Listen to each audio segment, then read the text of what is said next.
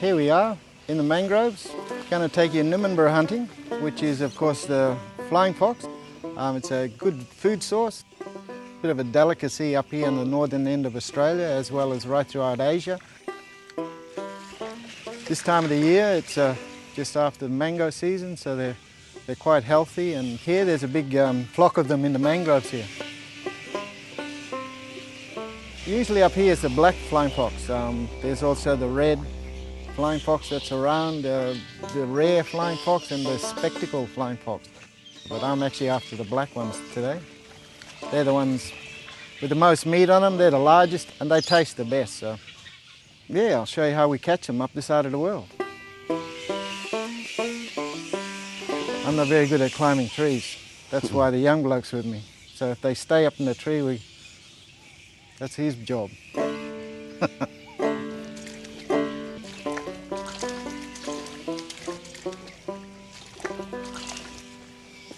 As you'll see when we get closer into them, you'll see that they'll start screeching, and that's mainly communication, like a warning system.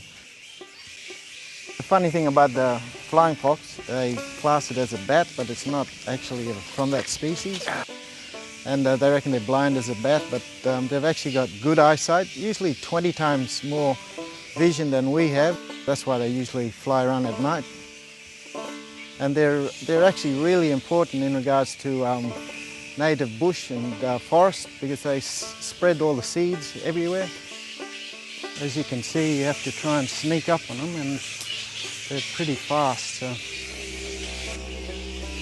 Now what I'm using is a Shanghai and marbles, and the reason for the marbles, well, they're round, got a nice weight to them. The string is actually from a boot, the shoelace, and it's pretty strong.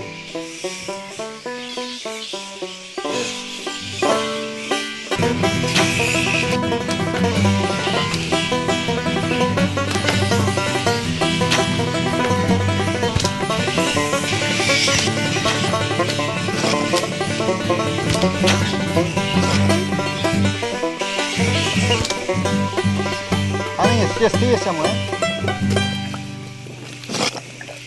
Okay, we've got a couple of flying fox now.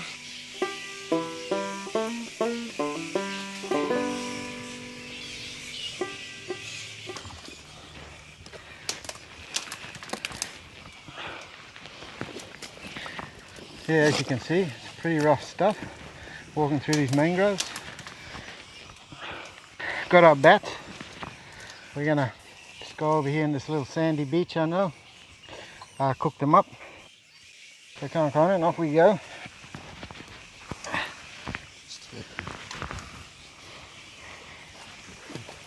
I was going to do it with mud, but after walking through this thing, I've had enough mud for today.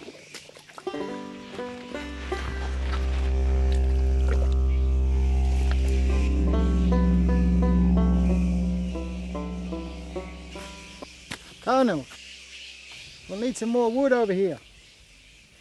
Over there, look. What are you, blind as a bat?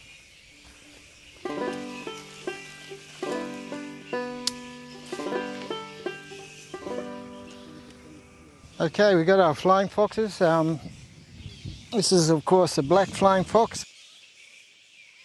As you can see, the wingspan is beautiful. It's actually similar to the human hand. You can see the thumb and then all the fingers. Roughly about 500 to 700 grams, or half a kilo of flesh. When you cook them, of course, you kill any microbes that's on the animal, so they're safe to eat. We're lucky enough to have quite a big colony in the Broome area. What I'm going to do is, of course, singe the animal over the fire, then cut the wings, then of course bake it in the ground. So I'm just digging a hole so we can bury the bats in. As you can see, you get to the moist sand, at least helps the heat get in a bit better. Throw the wood in. This wood's pretty good to use. It's got a lot of salt in it as well, so it means the coals are actually a lot hotter than normal. Now I've got the fire going and it's just about right. I'm going to burn all the fur off the bats. The skin actually then is tighter, so it won't actually burst and let all the juice and flavours out.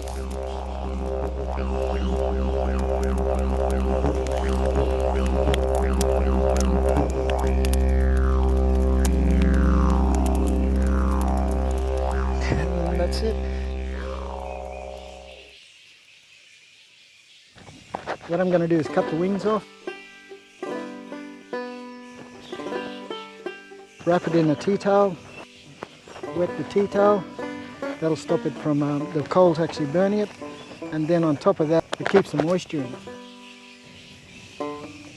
What we used to do in the early days was old hessian bags, mainly for turkeys, kangaroos, and that'll also keep the sand and everything else off. I don't bother to take the intestines out. They actually cook better inside the thing, and you can pull them out later. You could just pull the coals over them, then sand, but I'm going to use this just so it'll be easier to pull out later on. Push that in. Throw a bit of sand over it. There you go. 25 minutes to 35, and then we'll pull it out. And like Auntie Linda always says, you've got to have your vegetables, especially when you eat your meat. And today we're having, well, 3 types. Got the red cabbage, white cabbage, and of course carrot for good eyesight, just like the bats. The bats are ready. I'm just going to let them sit there for a while just to cool down. Then I'm going to cut them in pieces.